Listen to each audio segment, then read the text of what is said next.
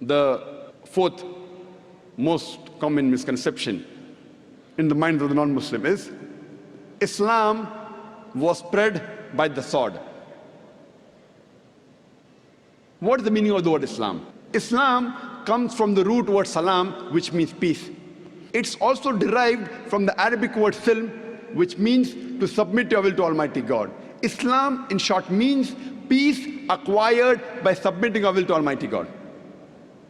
So if I translate, Islam was spread by the sword, it means peace was spread by the sword. It's contradictory. How can peace be spread by the sword? And we know that every human being in the world would not want peace to prevail. Islam is a religion of peace.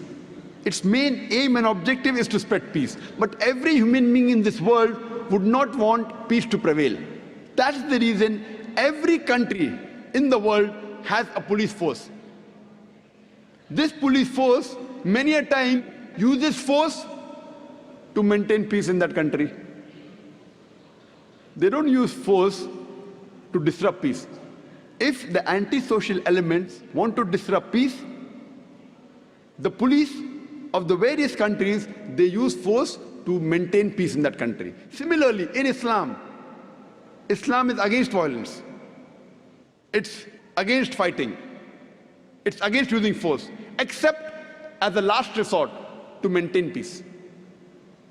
Similarly, Islam does give permission to use force to let justice and peace prevail in that land. And the best reply to this allegation that Islam was spread by the sword is given very well by a very famous historian by the name of O'Leary. In the book, Islam at the Crossroad, on page number 8. History makes it clear that the legend of fanatical Muslims sweeping across the world, forcing Islam at the point of the sword over conquered races, is the most fantastic myth that historians have ever repeated. I would like to repeat his statement.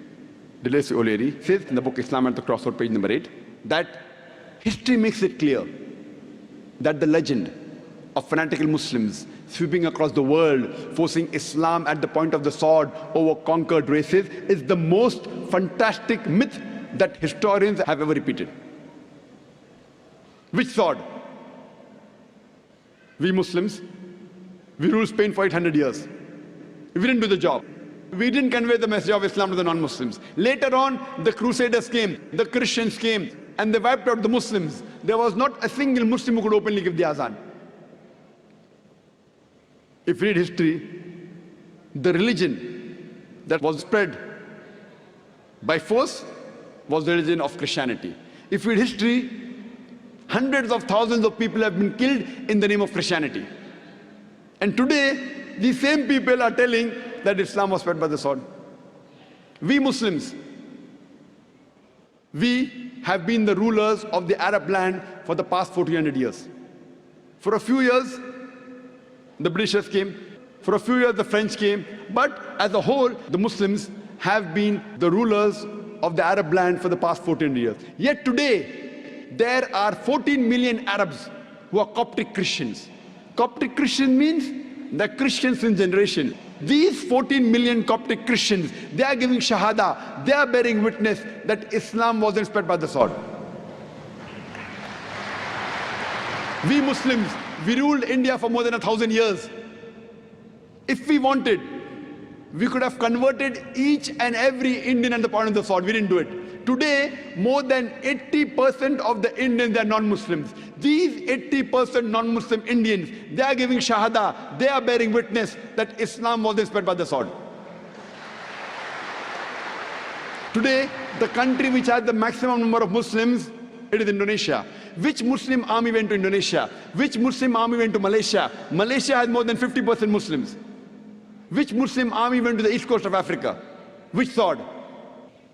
The reply is given by Thomas Carlyle, a very famous historian from Europe. He writes in his book, Heroes and Hero Worship, and he places Muhammad Sallallahu Alaihi Wasallam as his hero. And he writes in his book, Heroes and Hero Worship, that which sword? First, you have to find your sword. Which sword? First you have to find your sword. Every new idea originates in the mind of one. In one man's head, it dwells alone. One man against the whole world. It will do little good that he picks up a sword and propagates it. You have to find your sword. He's talking about the sword of intellect. Which sword has made hundreds and thousands of human beings to accept Islam? He's talking about the sword of intellect. And I started my talk by quoting a verse of the glorious Quran from Surah Nahl, chapter number 16, verse number 125. He says, Udu ila sabil rabbika bil hikmah wal mu'azzid hasna wajadun billati hiya asan. Invite all to the way of thy Lord with wisdom and beautiful preaching, and argue with them and reason with them in the ways that are best and most gracious. It is the sword of reason, logic, which is conquering the hearts of the people. It's not the sword of metal. Even if we had the sword of steel, we could not use it.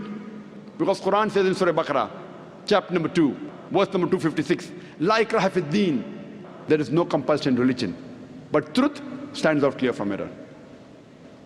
Thomas Carlyle is talking about the sword of intellect.